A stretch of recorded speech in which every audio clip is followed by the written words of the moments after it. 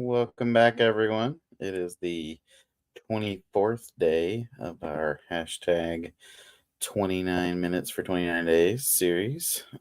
Katy is here with me tonight. She's muted right now because she is at a restaurant in Austin with some of our alumni friends from UCA Honors College and her friend Deb, who went with her to the event they had with Austin Modern Cook Guild today. So Katy taught a couple of classes. The truck was open for a while. Apparently the weather was just spectacular down there. So Katy's on. She'll be coming on talking during this, but I think they're actually just getting their food right now or close to it. So she'll be popping on in just a minute. Let's see. I got everybody on there. Yep. Hi, Jen. It's nice to see all of you. I really can't hear you very well, so I'm just going to make stuff up. I think you talked about Austin, and it was great, and we had some really good classes. Deb worked really hard on the truck, and we're having a lovely dinner. And repping her yarn adventure shirt. Repping her yarn adventure shirt. Yes, I have my Judy and Eileen shirt on, my knit pearl frog repeat shirt tonight. So we were having a good time. Jess, we were down here with your people. We handed out all the postcards and all the bookmarks. So we have some people who are very excited about coming down to Seguin, to Yellow Rose Fiber Fiesta. So very excited about that. All right, I'm going to mute again so I can. Okay. So they're out having dinner there. I was still here in Eureka Springs, so distant, but taking care of some things by email today, and I did have work, but I did not have clinic. Good evening, Anita. How are you doing today? I actually got together some things to be able to talk a little bit about my astrophotography tonight. I've been working on that a little bit today. That was supposed to be my craft for the month, was to do some astrophotography learning. I've been able to do like that much. So not much this month because we've just been crazy busy with a bunch of other stuff.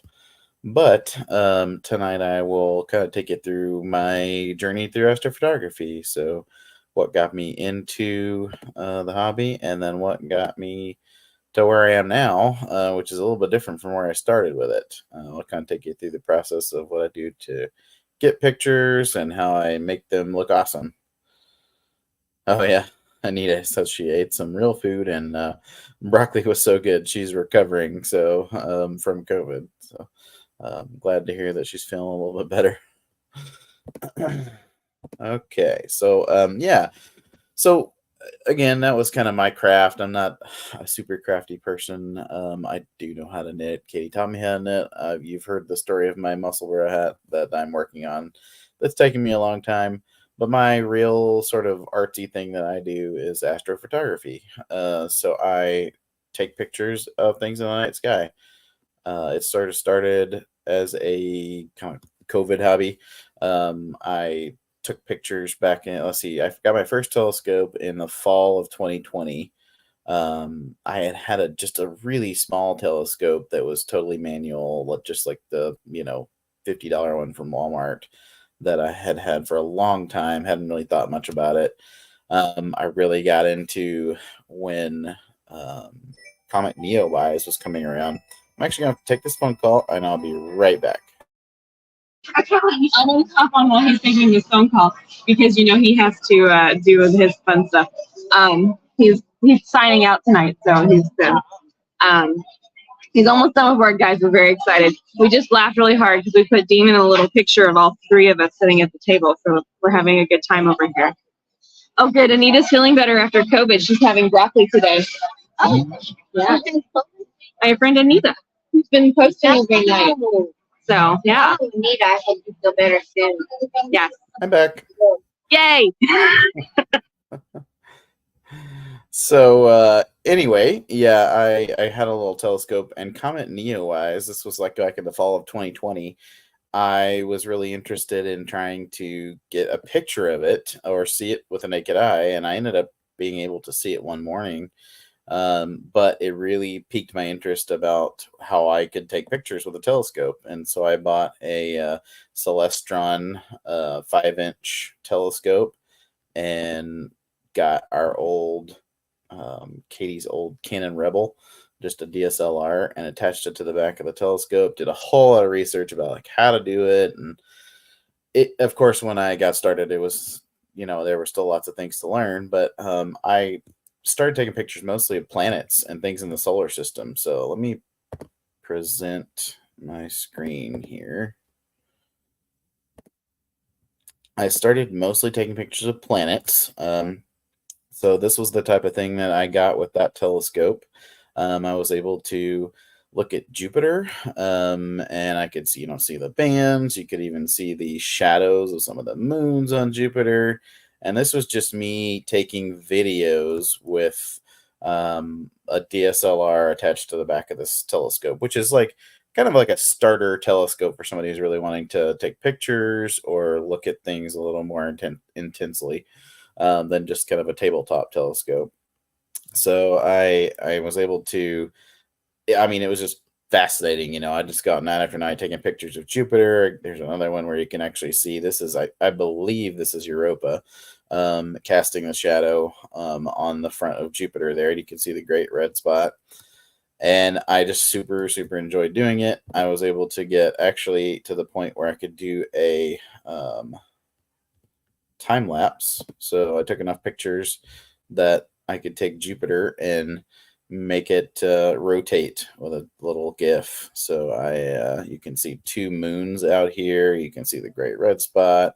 This was like an hour and a half of rotation. So I was able to oh, you can't actually see that. I see that now because I'm only sharing the one thing. All right, let's see here. We're going to share a window. Yeah, that's what we'll do. So there's the first picture of Jupiter. There's the second picture of Jupiter. You can see this is Europa that I was talking about, casting this shadow on the face of Jupiter with the great red spot. And there's the time-lapse video that I was talking about with Jupiter. So you can see the two moons out here. This is Io and Europa.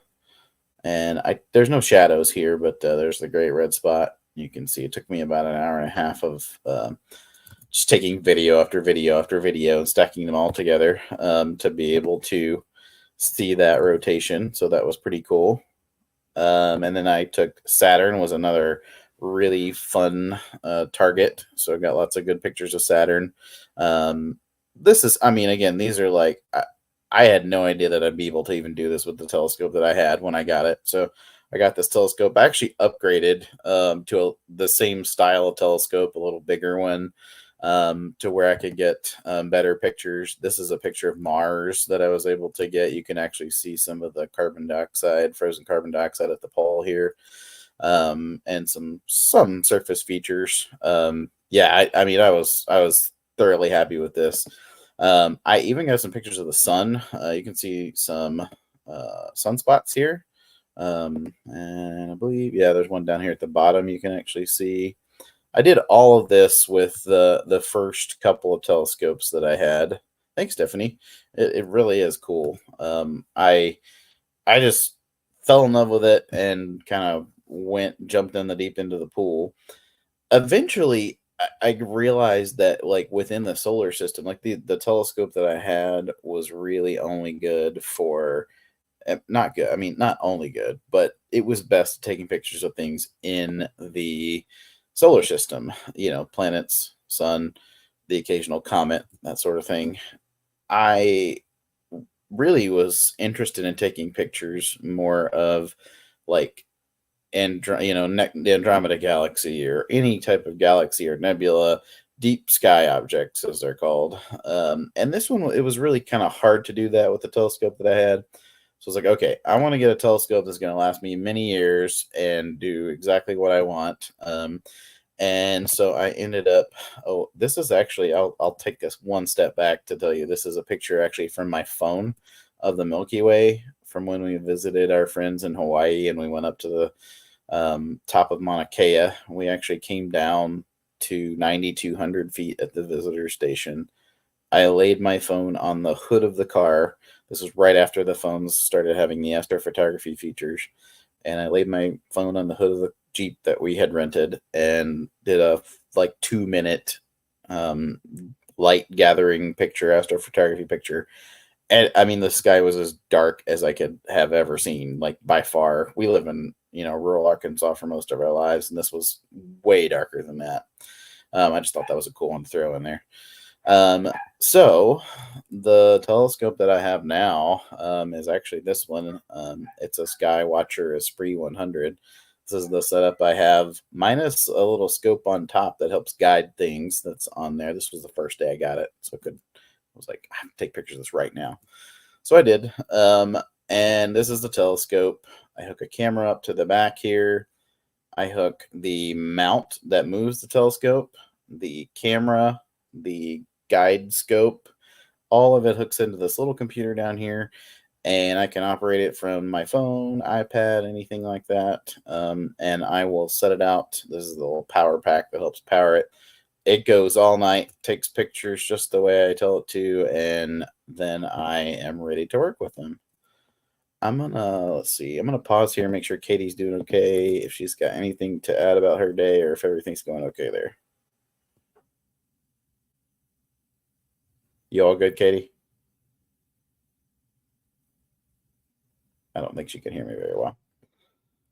All right, we will continue on with some astrophotography. I know you didn't tune in to hear about astrophotography tonight, but that's what you're getting. Sorry.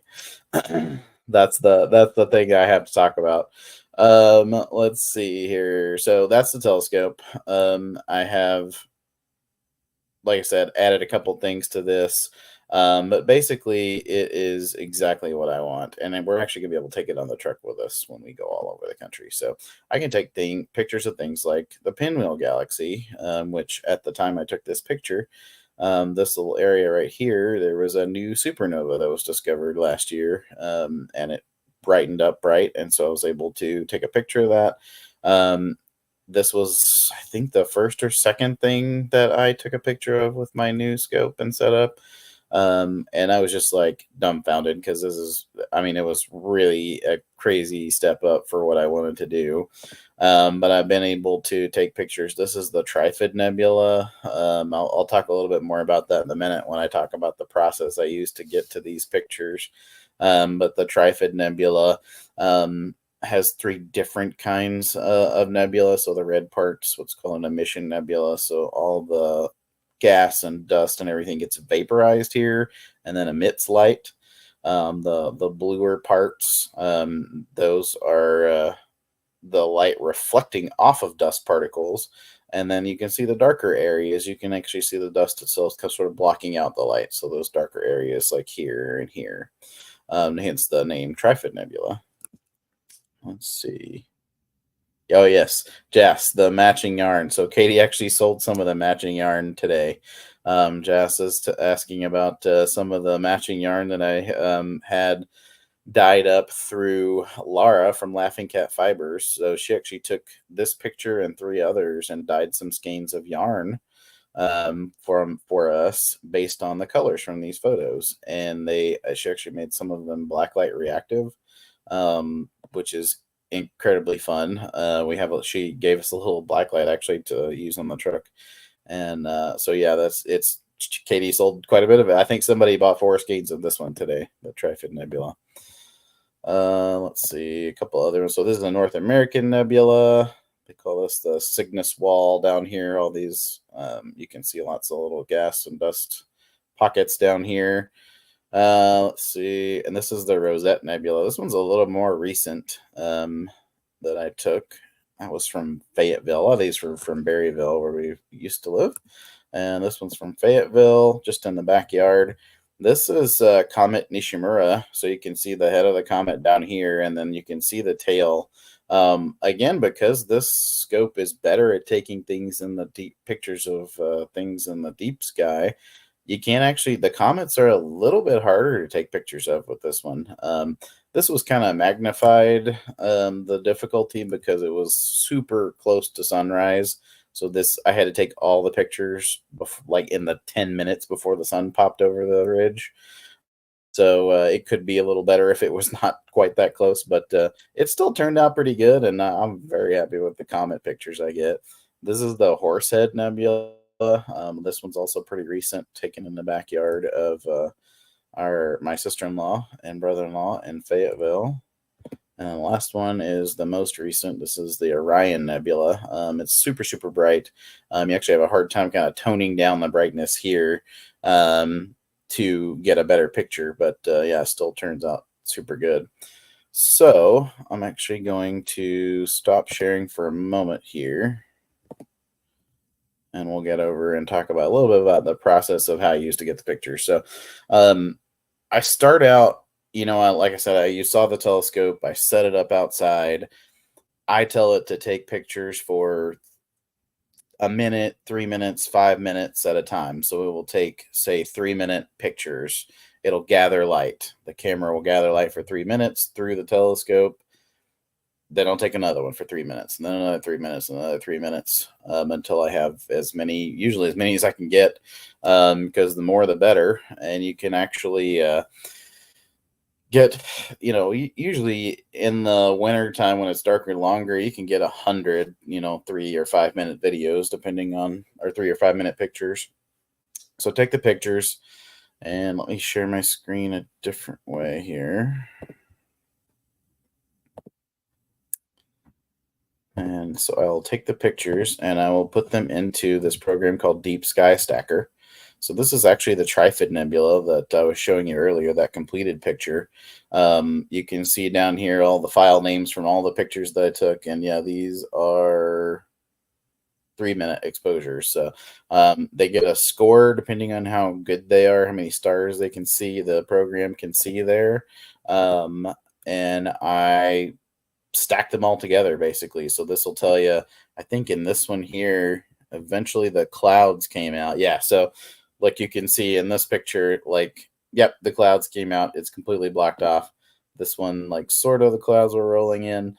So they're not all usable. So I use this program to go in here and just check the ones that I want to stack together. It automatically stacks them together. And then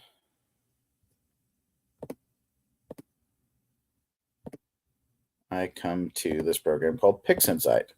So this is actually specifically for astrophotography. And so when I stack them all together, I get a picture just like this. And it's like, yeah, that doesn't look like much.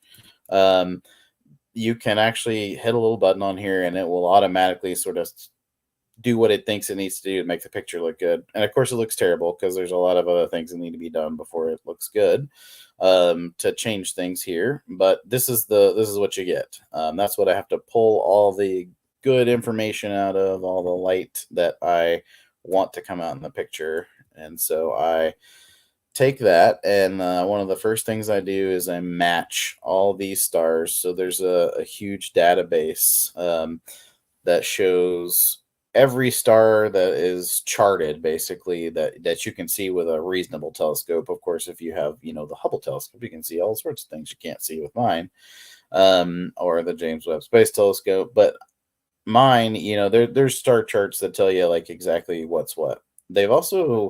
People have gone through and taken enough pictures of these things that you can match up the colors to the stars. So I will actually go through and have this computer program chart out exactly what is in this frame. And I'll say, hey, I took it on this date.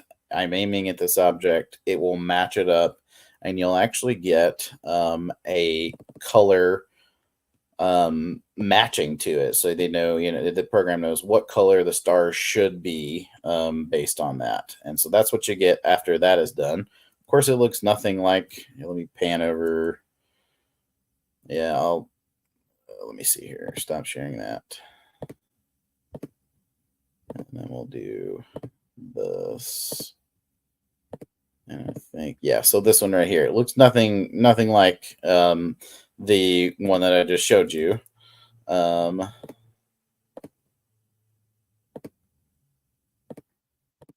yeah, that's where I start from. One of the next things I do is actually take the stars completely out of it. So I just am looking at the dust and gas part of things. And then I'll have a screen with just the stars. So I take them apart. I do a whole bunch of things. Basically, you're teasing out all these portions of, I want to see this a little bit better. I want to see this a little bit better. I don't need to see these kind of weird background spots as much. There's a whole bunch of steps to it, and that's the art of it that is a little bit harder for me, because yeah, I'm not a super artistic person, but you can turn I turned that into this, and this is what I was going for, but I could go back and do things differently and tweak it a little bit differently than I did before, and it'll come out a little bit differently. So let's see here. Stop sharing that. And I actually think that's about all I had. Anybody have any questions about astrophotography or yarn or anything really? What is everybody else working on out there? I don't know. I think Katie's probably eating by now.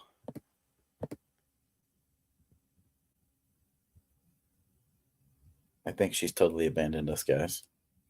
Yeah, it seems that way. Let's see.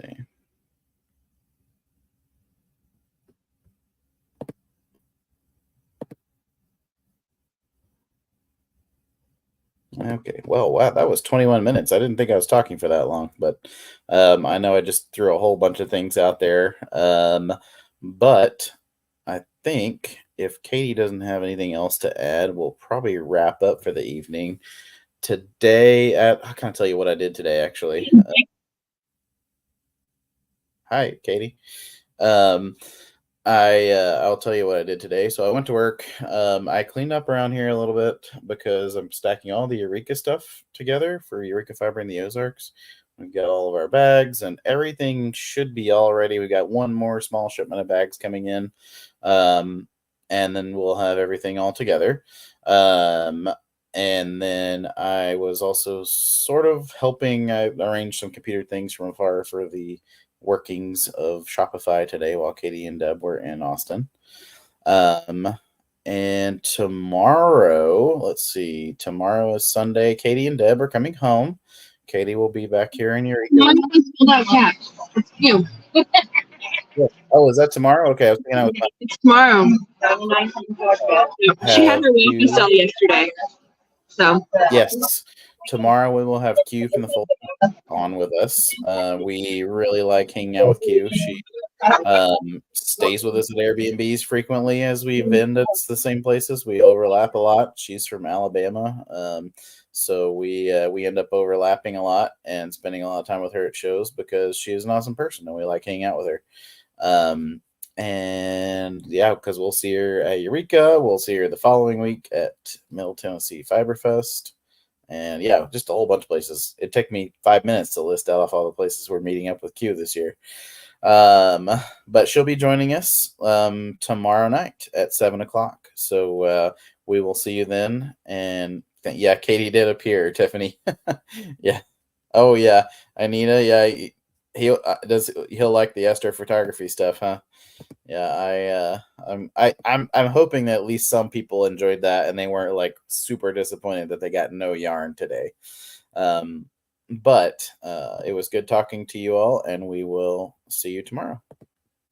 Bye.